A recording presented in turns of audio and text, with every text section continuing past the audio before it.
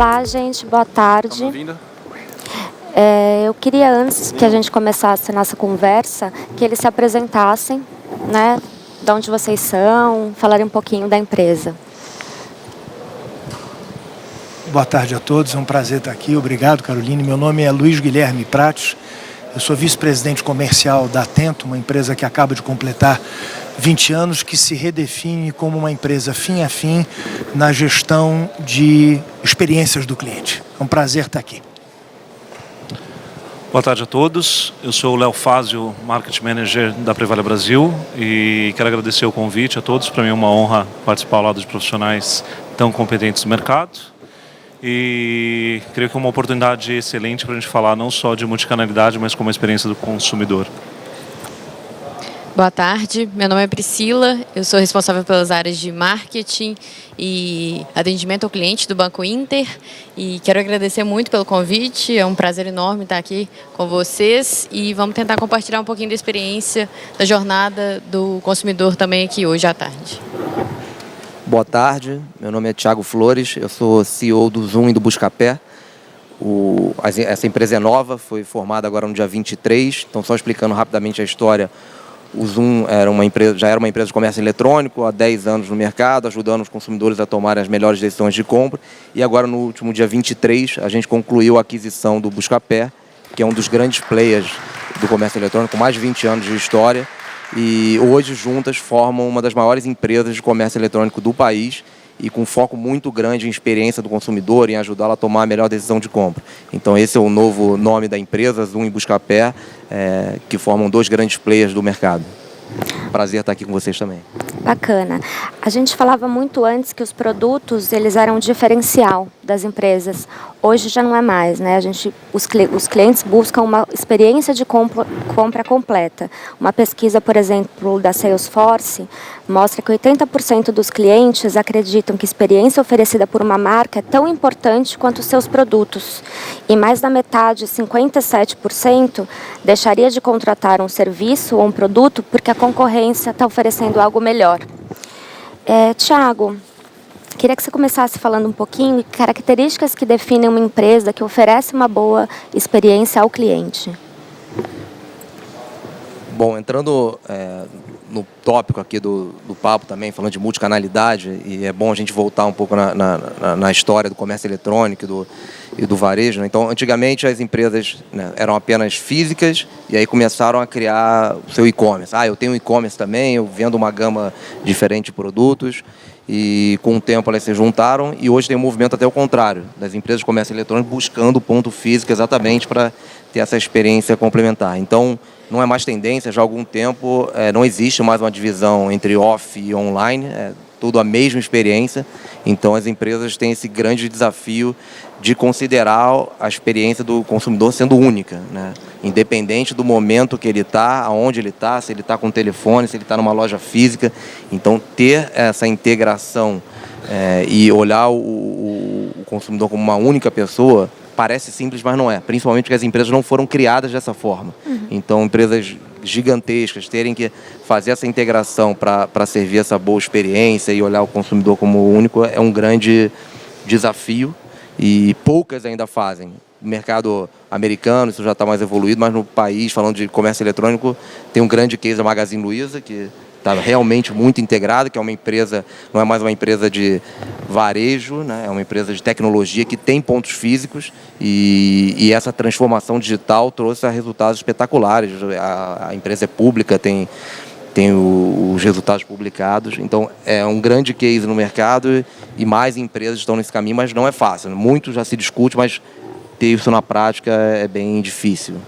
É interessante você falar isso do on e do off, né? Eu acho que a loja física também é importante. Então, queria que vocês comentassem um pouquinho de quais diferenciais hoje devem existir na loja física. Eu acho importante ressaltar não só a loja física, porque ela é parte da experiência, mas eu acho que vale a pena vou até aproveitar a fala do Thiago e comentar sobre isso. A experiência do cliente não pode ser confundida com a jornada.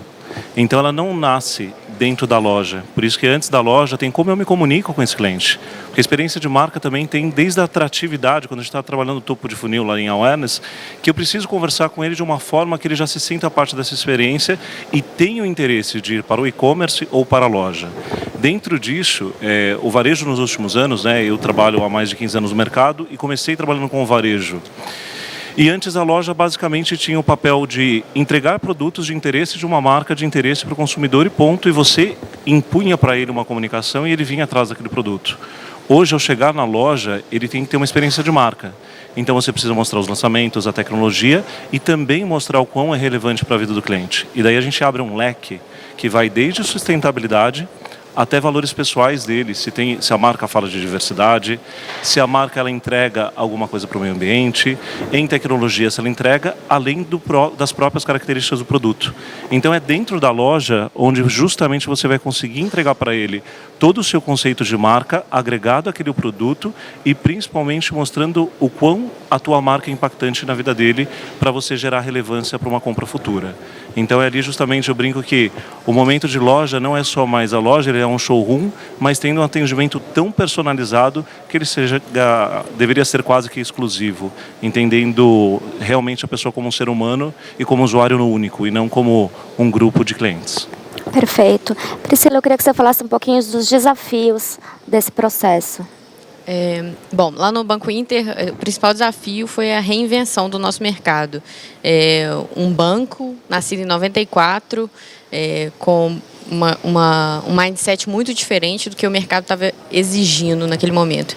E em 2015, um dos nossos diretores executivos assumiu a presidência da empresa, ele com 33 anos naquela época, trouxe uma ideia muito diferente para o time de que a gente deveria começar a se comportar como uma empresa parceira e que pudesse mudar esse mercado bancário. A gente sabe que desde que mundo é mundo, desde que banco é banco, a relação não é boa, ela não funciona a relação entre o gerente e o cliente final.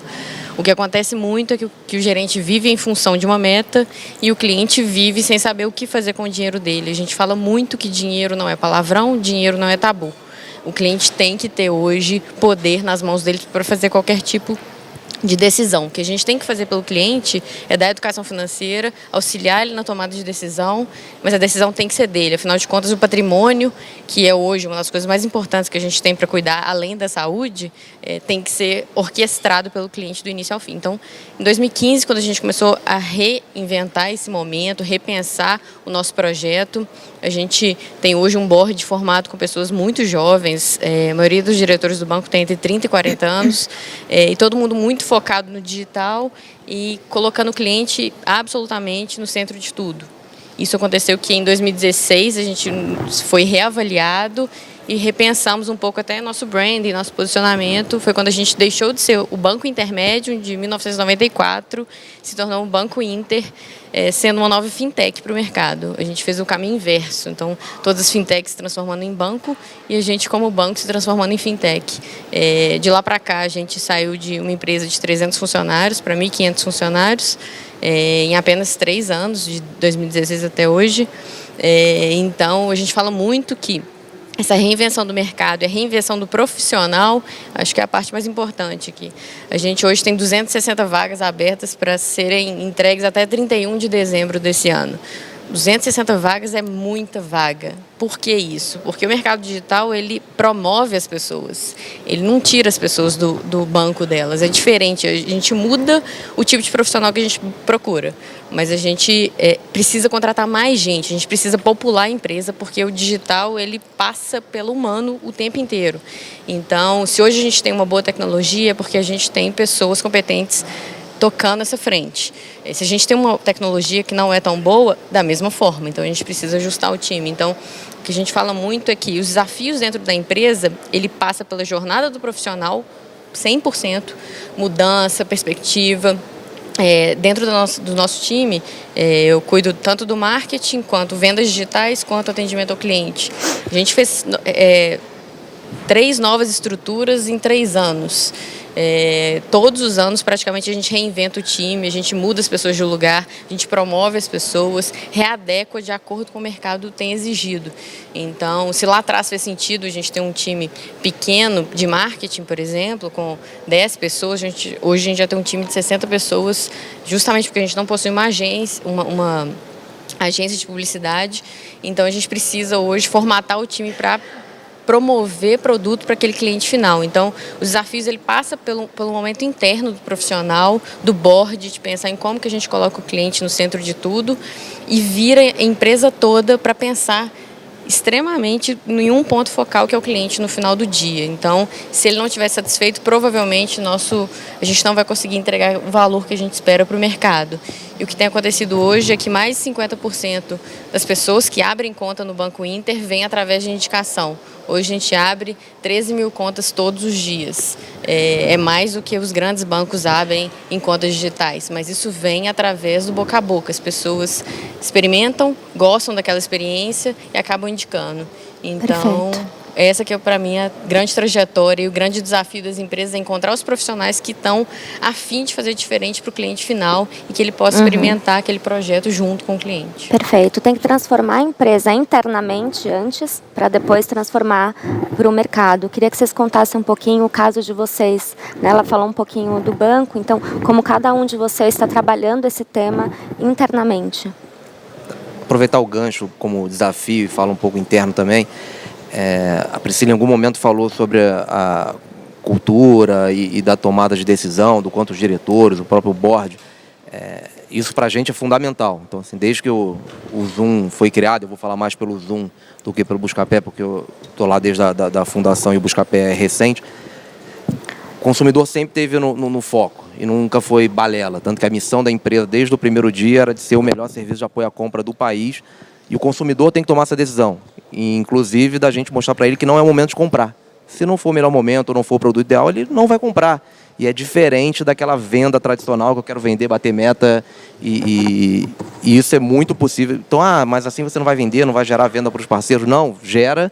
A empresa tem crescimento exponencial há 10 anos.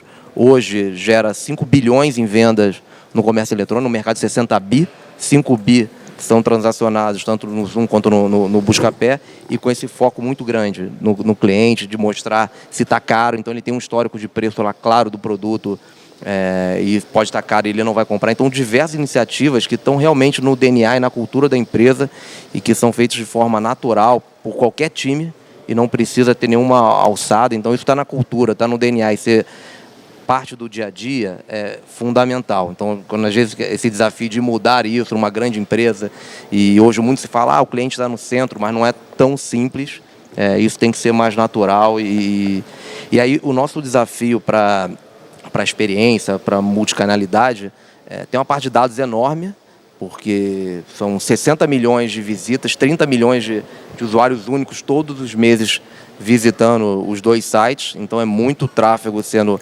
Parte das compras são realizadas dentro da plataforma, parte a gente entrega para a Magazine Luiza, Americanas, Submarino e todos os players do varejo. Então, entender qual é esse comportamento, entender que o usuário ele vai transitar entre diferentes plataformas e que essa experiência seja única, usando também terceiros, é muito grande, né? Então, tudo que se fala de Big Data, Machine Learning, esse processamento altíssimo de dados, a gente tem um time de Big Data exatamente trabalhando em cima disso.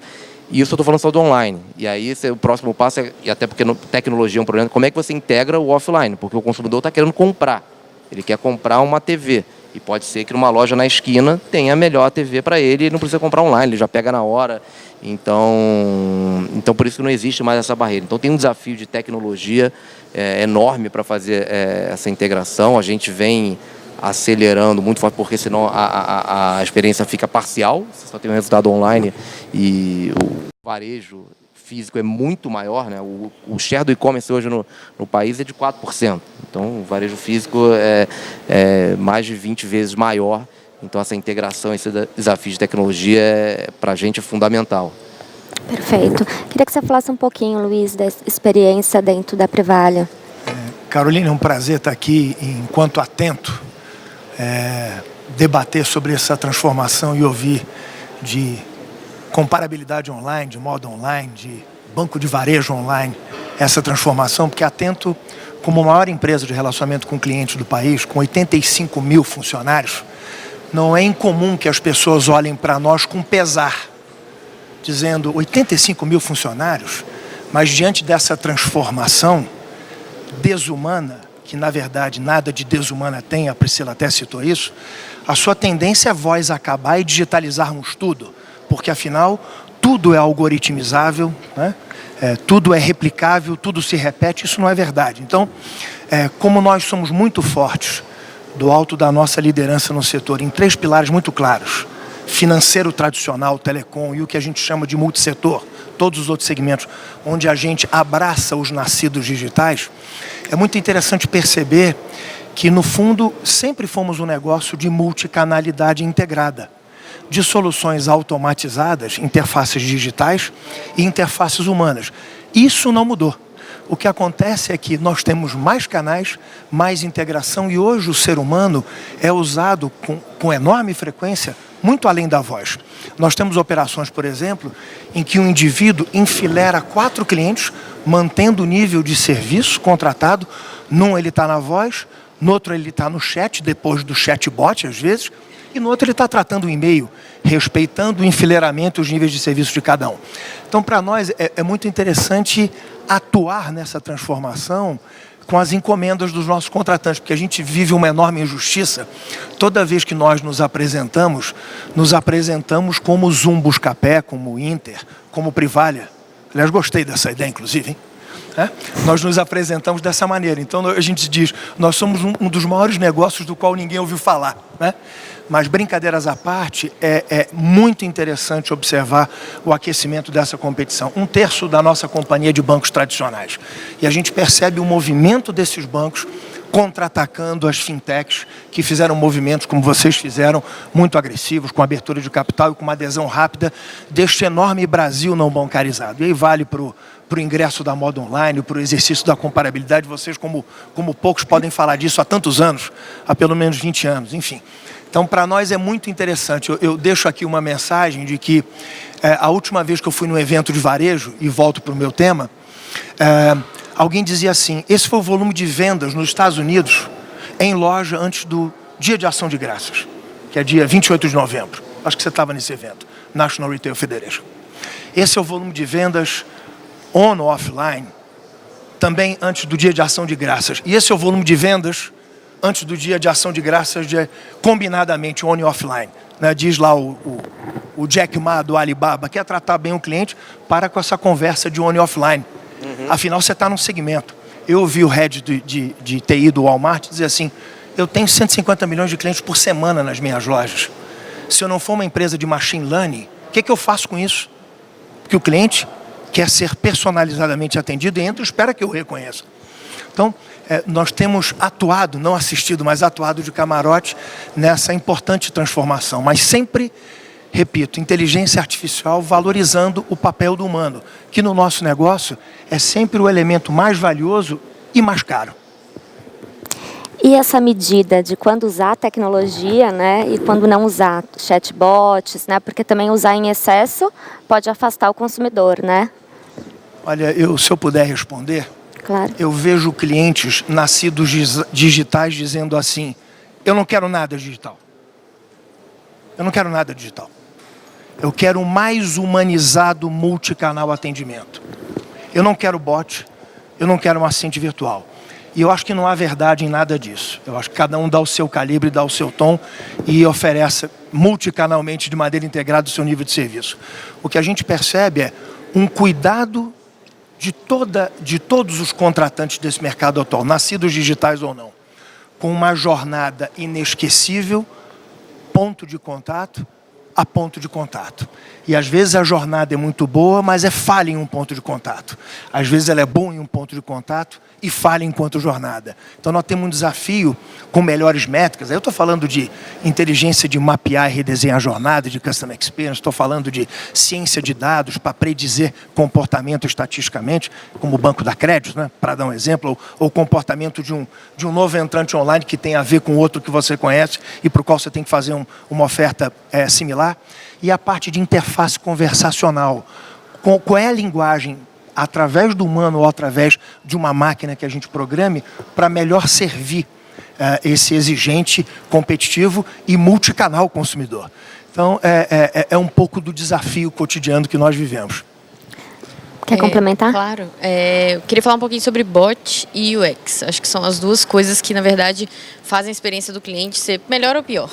Então, basicamente, no Inter, a gente uniu muito o time de UX com o time de atendimento, justamente para a gente começar a provocar um pouco mais de o que eu consigo colocar na frente do cliente, na mão dele, uma experiência melhor, para que ele não precise acionar um time meu de chat, de telefone, e tenha a melhor experiência possível. De novo, tecnologia é sim um gargalo, acho que em todas as empresas, né? Assim, hoje 1/3 do time do Inter é todo focado em tecnologia, justamente para a gente tentar promover a melhor experiência. Lembrando, uma empresa que não tem agência bancária, ela obrigatoriamente precisa colocar tudo isso na palma da mão no aplicativo do cliente. Quando a gente contrata UX no banco, eu falo, você é responsável por tirar minha porta giratória, tirar meu segurança da entrada da agência, colocar meu caixa eletrônico para receber.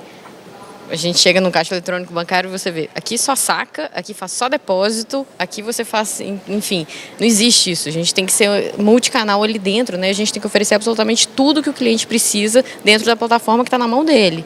Independe do celular dele, independe de quão evoluído é o celular dele, mas ele precisa ter autonomia para poder fazer as ações que ele precisa. Então, a parte de UX, então a usabilidade do cliente, junto com o design, ele favorece muito essa experiência. E, obviamente, para o varejo, para qualquer outra frente hoje de negócio, o cliente precisa ter uma usabilidade melhor, mais fácil de fazer. Então, o UX precisa caminhar junto com a experiência do cliente.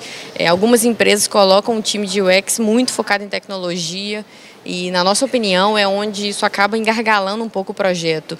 Ele para de pensar em design, para de pensar em experiência do cliente e passa a pensar em dev.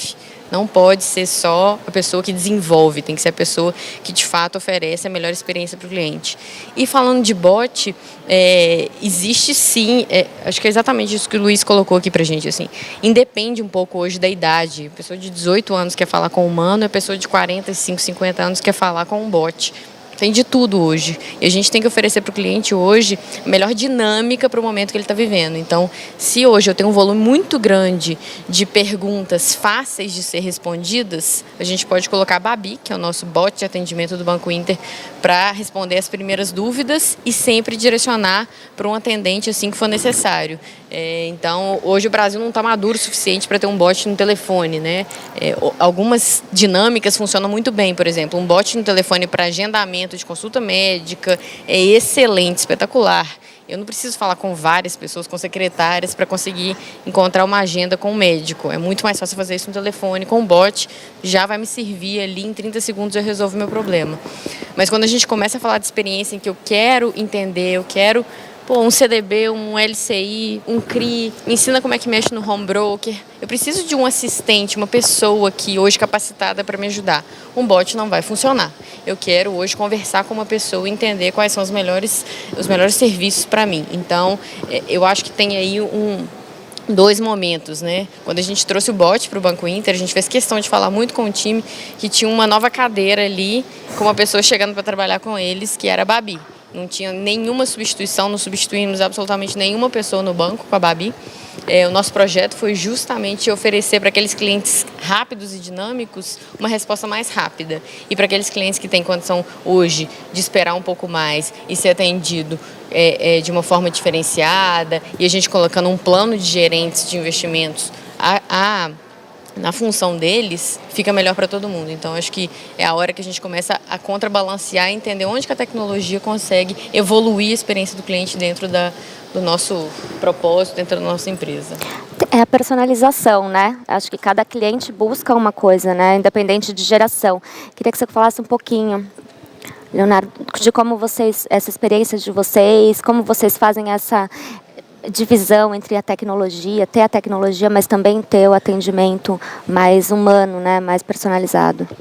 Bom, é engraçado que quando todo mundo fala de Privalha, a Privalha é uma caixinha que as pessoas não sabem o que tem dentro, né? É um app, é um site, é um e-commerce, é moda, não é? E na grande realidade a gente trabalha com um serviço de tecnologia que oferece duas propostas de valor. A primeira dela é entregar as melhores marcas com os melhores preços, isso eu estou falando do usuário final. E a segunda é ser muito estratégico para as marcas, de forma que elas criem estratégias, seja de escoamento de estoque ou de otimizar a produtividade dela e a produção, para entregar isso com um valor melhor para o consumidor final. Quando eu falo disso, eu estou falando de abrir para uma escala que tem clientes hoje que imaginam que a Privalha é uma empresa de 10 funcionários e tem outras pessoas que imaginam que tem quase aqui os 85 mil funcionários, como meu amigo Luiz. Mas na realidade, hoje, para vocês terem ideia em proporção, Privalha tem 11 mil clientes ativos, dos quais nós temos 300 mil pedidos por mês. E o nosso atendimento é interno é um grande desafio. Não dá para trabalhar sem tecnologia. Porém, a tecnologia não trabalha sem o humano. Não adianta ter tecnologia, ter bot, ter todos os possíveis machine learning, desde uma entrega de mídia até mesmo um atendimento, se você não tiver um humano por trás que possa analisar o dado que aquele robô ou aquela máquina está te trazendo. Então é nesse momento que a gente tem que entender o que o bot está te trazendo, porque o bot é um facilitador da informação e entregar aquilo que é mais prático. Mas a hora que entra a dificuldade, é a hora que justamente o teu atendimento ou a tua pessoa ali no front tem que entender como ela vai falar com esse cliente, como ela vai solucionar. E aquilo, quando surgiu lá atrás o atendimento, era para tirar informação e resolver problema. Hoje é para você surpreender o cliente. Putz, mas o prazo de entrega é esse, mas eu queria receber antes. Pode receber antes? Putz, teve problema com o correio. Não é o problema da Privalha, é o problema do correio. Tá, mas eu quero que solucione. Como você surpreende a expectativa do cliente? E a máquina nunca vai surpreender. Ela sempre vai te entregar informações. Você, com a tua equipe e trabalhando muito o foco do usuário, é justamente assim. Se fosse você o usuário, como você seria surpreendido? Que eu acho que essa provocação sempre que é realizada para o nosso time. Hoje, inclusive, a nossa área focada em atendimento ao cliente, trabalha muito em conjunto com todas as áreas da empresa, especialmente com a área de marketing, para que a gente possa sempre reforçar a proposta de valor e surpreender. Não basta entregar o produto, eu tenho que entregar uma experiência.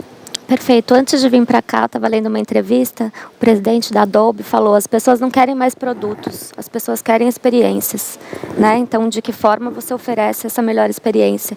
Thiago, conta um pouco para a gente como é que é na empresa, esse trabalho colaborativo existe, né, entre a área de relacionamento, de marketing, para oferecer a melhor experiência ao cliente? Bom, existe, é totalmente integrado. A gente tem um time de marketing de relacionamento que é exatamente o que faz a pós-venda, não só do que é vendido dentro da plataforma do Zoom, mas também por terceiros. Então, toda a relação do consumidor é com o Zoom, por mais que tenha um seller, um terceiro que está entregando o produto, mas é com a gente, porque a gente realmente preza bastante por isso. Então, o que a Priscila estava falando de UX, esse design de serviço, como é que vai ser a experiência, como é que vão ser todos os pontos de contato, ou muitas vezes ele não precisa ter um contato, ele só quer cancelar um pedido. Para que eu vou forçar que ele ligue, abra um ticket, ele aperta um botão e cancela um pedido. E muitas empresas ainda dificultam isso porque não querem perder a venda, que é um absurdo, não adianta, ele não vai querer, vai dar mais trabalho. Então, construções como essa com UX para entender quais são os pontos de contato, isso faz parte de toda a cadeia do dia a dia e no final realmente para resolver. Então, assim, o time de marketing de relacionamento tem um budget próprio dele, que eles definem o que eles quiserem fazer para realmente entregar a solução e que o cliente não tenha problema. A gente tem um prêmio, inclusive, dentro da empresa para isso. No evento anual tem a votação e as pessoas são premiadas, né, os melhores casos. Então, até pegando, para vocês terem noção de um exemplo, teve compra que não ia ser entregue para o Natal, que o Zoom não tinha nada a ver com isso, porque era um terceiro que iria entregar. E uma pessoa do time de marketing de relacionamento pegou, foi na rua, comprou o produto, ainda botou um chapéu de Papai Noel, chegou na casa e entregou para uma avó, porque era um presente para a neta que ia ficar sem presente no Natal, porque não ia chegar mesmo. Ele foi lá na véspera do Natal, ele fez isso, não precisou falar com ninguém. Ele tem um budget para... Então, isso é que eu falei, é muito natural e tem que estar integrado, né? Tem diversas ações. E aí não só falando do consumidor final também, a gente leva usuários. Então, agora, semana passada mesmo, um usuário com deficiência visual colocou questões de acessibilidade no app. A gente chamou ele quando ele podia, qual o melhor momento, trouxe ele no escritório, sentou com o time de UX, tecnologia, eles começaram a entender, desenvolver na hora o que poderia ser melhor em troca de nada, simplesmente porque realmente não era fácil, tão fácil quanto a gente imaginava, e foi uma experiência incrível. Então, isso, como eu falei, tá no DNA, na cultura da empresa, sim estar ao lado do consumidor, ajudando a tomar a melhor decisão. Claro que nossos parceiros varejistas também têm uma relação de parceria, a gente também quer apoiar a venda deles, e tem muita venda, mas respondendo a tua pergunta, a integração é total mesmo, para resolver o que for possível, e não precisa ter uma alçada, pelo contrário, depois a gente vê como é que vai ser resolvido, né? Perfeito. Acho que todos falaram muito da importância das pessoas, né? A tecnologia não substitui isso, né? Uma ação dessa, que o colaborador, né, foi lá, comprou. Então, acho que isso tem que estar sempre permeando toda essa experiência do consumidor, né?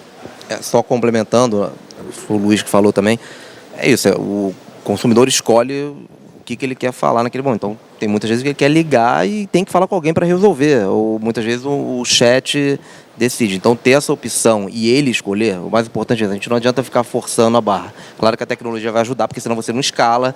Eu não vou ter 80 mil pessoas atendendo todo esses 5 bi de MV, mas dá para a tecnologia ajudar e você entender o que é mais crítico, né? Mas travar isso... Você está falando de vender, né? Tem que ter experiência. Loja física nos Estados Unidos já é isso. Hoje é uma experiência, entra lá, tem um consumo e você acaba comprando, né? Você entra na Sephora, a pessoa faz toda a maquiagem, você leva os produtos, né? Receita de mercado, assim também. Você compra uma receita que é entregue. Então, a venda pela venda é algo que está morta, né? Não existe mais. Eu ia perguntar exatamente disso. Se a gente está muito longe dos outros países nessa oferta de experiência para o cliente, né? Porque lá fora a gente já vê coisas muito mais evoluídas. O que vocês esperam que vá chegar aqui mais rápido? Como é que vocês veem esse cenário comparando o Brasil com outros países? Bom, é óbvio que a gente tem evoluções e grandes cases no mercado. Até foi citado o Magazine Luiza, que eu acho que é um dos grandes cases no Brasil, que se preocupa realmente com a multicanalidade. Mas quando a gente olha para fora, eu acho que vale aquele recorte. O que é a experiência do cliente e o que é multicanalidade? É eu retirar um produto na loja? Não, ela vai além disso. É como ele mencionou, você vai na Sephora, você vai ter a experiência do produto e você já sai com o produto. Só que quando você para fazer recorte com marcas como Nike, a estratégia dele não é só a questão do produto. O produto, ele é um incremento da venda que acontece como consequência.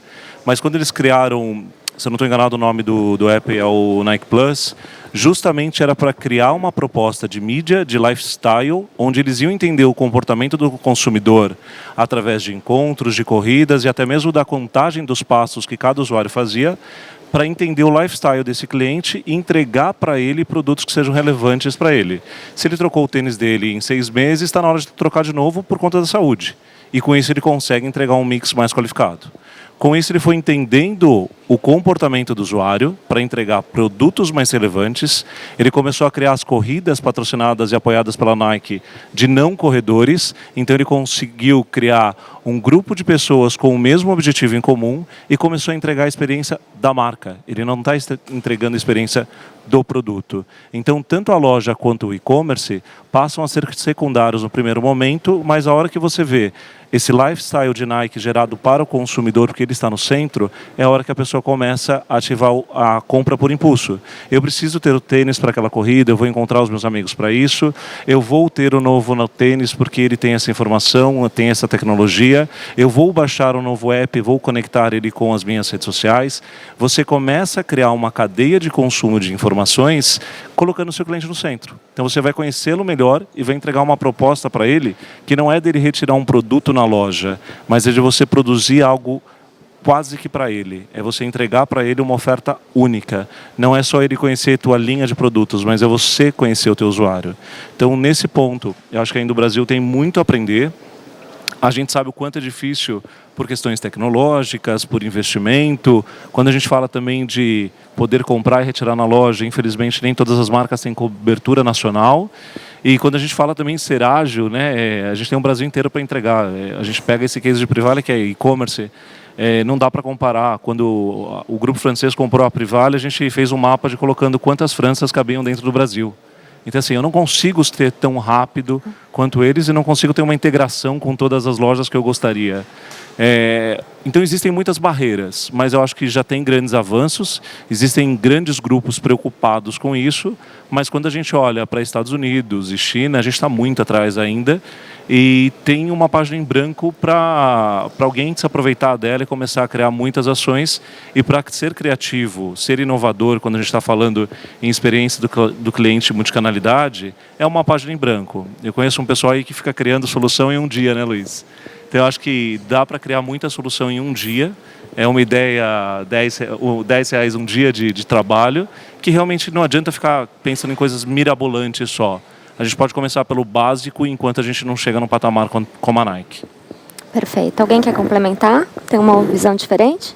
Falando de desafio enquanto país, nós temos uma dimensão de fato continental, mobilidade é uma realidade, mas acesso ao smartphone como única ferramenta para viver e trabalhar, como é a nossa realidade aqui, ainda é um acesso restrito, estamos indo aí para o ambiente de 5G. Eu acredito que esse país, quando começar a colocar um 40% aí do PIB em investimento, o que já está muito acelerado vai crescer exponencialmente. Nós somos 10% da economia americana, mas podemos ir muito mais e melhor. Eu acho que essas são diferenças que podem nos colocar em outro patamar. Perfeito. Falando um pouquinho da privacidade dos dados, né, e da adequação à LGPD. Como, né, preservar esses dados, né, do consumidor, respeitar essa privacidade de dados e oferecer uma jornada, uma experiência completa. Fala um pouquinho. Bom, acho que a lei estava mais do que na hora de sair porque estava muito aberto, né? A transação, a troca de dados, tiveram escândalos internacionais sobre isso. Então, realmente, regulamentar e organizar como é que vai ser essa troca, de novo, está mais do que na hora. E vai ser um movimento que tem que acontecer em breve, né? Porque, de novo, é a lei que vai mexer muito na estrutura, porque hoje é muito solto, né? Todo mundo aqui é impactado por mídia quando está navegando, sabe da vida inteira, né? Até do ponto de vista não muito inteligente de impacto e troca de informações, que a gente está falando aqui, o smartphone está conectando e está capturando tudo, né? Que é um absurdo. Então, realmente, chegar e entender como o melhor uso de dados é um desafio e que ninguém sabe ainda como é que isso vai ser feito, mas é muito mais organizar e é para isso que a gente, todo mundo aqui tem que caminhar para fazer como empresa, né? E realmente ter cuidado com esses dados. Priscila, você quer complementar? Bom, a lei extremamente recente, né? Assim, vai começar no meio do ano que vem. Eu acho que está todo mundo um pouco apreensivo, um pouco sem saber como vai ser isso. A gente sabe que ela é bem parecida, ou quase que um Ctrl-C, Ctrl-V com a lei europeia de proteção de dados. Bom, mas assim, o que eu tenho visto é que todas as agendas hoje do mercado, elas estão muito mais voltadas para o consumidor. Então, isso, obviamente, a gente tem que ver com muito bons olhos. Assim, a gente tem que entender agora o momento do que a gente pode oferecer de melhor para o cliente, com alguns dados que a gente possa consumir. O que acontece hoje, principalmente na realidade do Inter? A gente trabalha hoje com um mercado financeiro muito vasto. A gente não é uma empresa nichada que oferece só cartão de crédito, ou só produtos de crédito, ou só produtos de investimentos. Como a gente trabalha como um banco múltiplo, tem um mercado de varejo enorme financeiro, e agora a gente entrou com o Super App, tanto quanto com a parte de compras de vestuário, beleza, esportes, farmácias, etc. O nosso trabalho hoje de dados sempre foi muito focado naquilo que o cliente quer fazer, qual é o momento de vida dele. Então, é improvável e impossível que eu fale com um cliente meu de 16 a 20 anos sobre um financiamento imobiliário. E é improvável e impossível que eu fale com esse cliente também de previdência privada. Vou falar com ele em outro momento da vida dele sobre esses produtos, mas eu posso falar com ele sobre nossa conta digital, até de gratuita, e inícios de renda fixas, né? Princípios de renda fixa para ele começar a trabalhar e investir melhor o dinheiro dele. E por que isso hoje é muito positivo? Eu não posso munir meu cliente de milhares, centenas de pushes e e-mails, porque isso ele já está recebendo de várias outras empresas de varejo e não é legal. Hoje, meu único canal com o cliente é e-mail e push. Se ele me dá um opt-out, eu acabo perdendo essa comunicação com o meu cliente. Mas eu quero estar no momento de vida dele que ele entenda que aquilo faz sentido para ele. Então, ao mesmo tempo que eu quero consumir os dados do cliente para oferecer para ele um serviço melhor, uma oferta melhor para o momento de vida dele, a gente precisa hoje entender como que essa lei vai vigorar e o que a gente pode fazer hoje para promover uma experiência melhor para o cliente.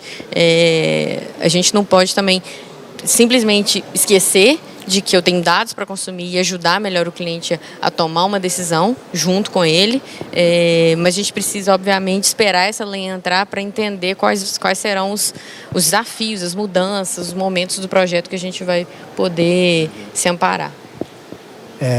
A Atento, obviamente, tem um grande desafio, considerando que parte da sua operação é vender e cobrar, recuperar o crédito e vender. Nós nos embasamos muito em uma estruturada ciência de dados, em preditividade estatística, para dizer: Tiago, Priscila e Fázio, essa é a melhor hora, o melhor canal e a melhor forma de cobrar ou de oferecer um produto, para evitar a experiência invasiva ruim. Porque na cobrança, a experiência ela não é invasiva porque tem um ato ali, há um devedor e um credor. Mas ainda assim há que se ter cuidado. No caso da venda, o descuido é quase sempre muito invasivo. Então nós usamos essa inteligência para fazer dessa abordagem proativa uma interação que termine, por fim, a nos dar um promotor e não um detrator, porque nós somos duramente e continuamente medidos por Net Promoter Score como uma das ferramentas que melhor mede a experiência no cotidiano da companhia. Então, hoje nós contamos com esse ferramental, ele bem usado, com os cuidados que a gente vê hoje, a gente separar a má e a boa experiência, é possível seguir agindo, seguir interagindo sem ofender um consumidor que está protegido por essa mais vigorosa lei. Eu só quero complementar, acho que falaram bem em geral e foram bem profundos em alguns pontos, mas acho que existem dois fatores quando a gente fala de proteção de dados. Um é, primeiro, eu acho que o dado ele tem que ser relevante, então se você está afim de entregar o seu dado para uma empresa, que ela trate ele, cuide dele da melhor forma para te entregar algo de relevância, como foi mencionado. Mas é aquilo, os consumidores a gente já sofreu o impacto da lei na Europa, né? Hoje a gente tem operação em 14 países com a marca Privalha e com as marcas do grupo Vanprivé. E nós percebemos que o cliente está disposto a entregar os dados dele, ele só não quer que você fique compartilhando isso para ele receber um e-mail que não seja relevante para ele ou para que usem de uma outra forma. Então, se o cliente ele está aceitando te passar essa informação, você tem que saber realmente como usar, porque se fala muito que o dado é o novo petróleo. Se você não souber usar e não souber tratar esse dado, você nunca vai ser relevante para o cliente, então não adianta de nada. E o outro ponto é, hoje a gente tem muitas ferramentas, muitos apps, muitos portais que a tua conexão é via Facebook e Google. Então, basicamente, se você lê os termos de aceito de condição, tanto de Google quanto de Facebook, você não aceita. Eu brinquei há pouco tempo com uma amiga que o Google, o teclado, quando você dá o aceite nele, ele tem acesso a todo o teu histórico daquele aparelho. Então significa que tudo que você já digitou em um celular, ele vai ter acesso. Cara, eu não quero entregar isso para o Google. Depende, se o celular é Android, ele tem informação. Se um dia ele quiser checar a informação e tratar como um usuário oculto, ele vai tratar.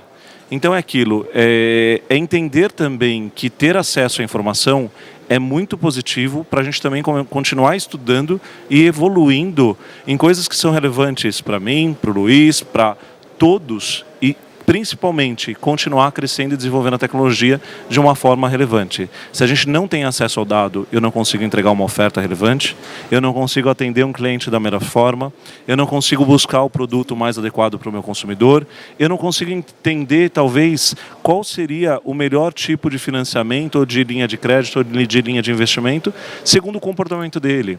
Então é aquilo, é muito importante que a gente deixe claro, existe a lei de proteção para regulamentar, não que é uma coisa ilegal utilizar os dados.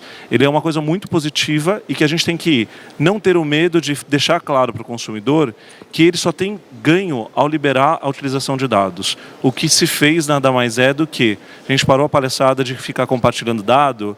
O cliente vai dar o dado dele, a hora que ele falar, cara, eu não quero mais que você acesse minhas informações, eu posso cancelar, ele vai ficar lá como informação oculta, eu não sei que aquelas informações é do Luiz, são do Luiz, e por outro lado é aquilo, se eu estou liberando, eu preciso ser realmente relevante e colocar ele no centro da minha estratégia, que é para isso que existe a informação.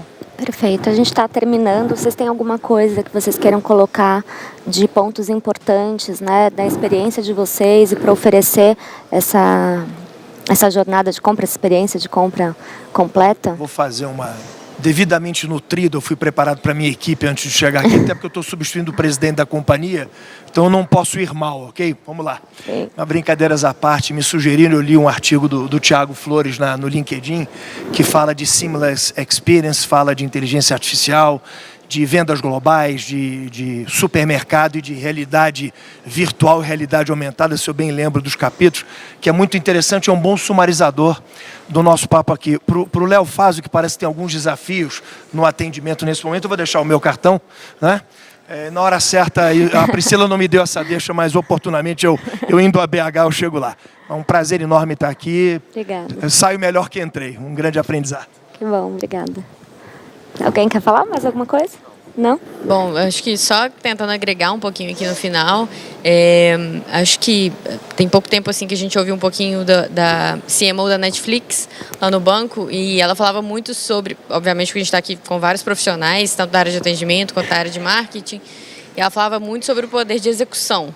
Então, assim, as pessoas têm falado muito sobre criatividade, legal, até que se execute um bom projeto. Então, acho que o recado final aqui, para a gente falar sobre experiência consumidor, não adianta ter boas ideias se elas não são executáveis ou se você não pode, de fato, colocar a mão na massa para fazer aquilo acontecer. Então, acho que o mundo hoje, ele vive um momento de volatilidade absurda e as pessoas hoje estão muito imersas no projeto, querendo ajudar, mas se elas não forem propositivas e colocarem o projeto em execução, provavelmente aquilo dali vai ficar só na fala e não vai ser bom para a empresa, não vai ser bom para o profissional. Então, acho que a grande chave do negócio hoje está no poder de execução das pessoas. Então, só como uma palavra final aqui, executem, peque pelo excesso, não peque pela falta. Perfeito, muito obrigada, viu? Muito obrigada. Obrigado a vocês. Obrigado, pessoal. Obrigada pelo convite.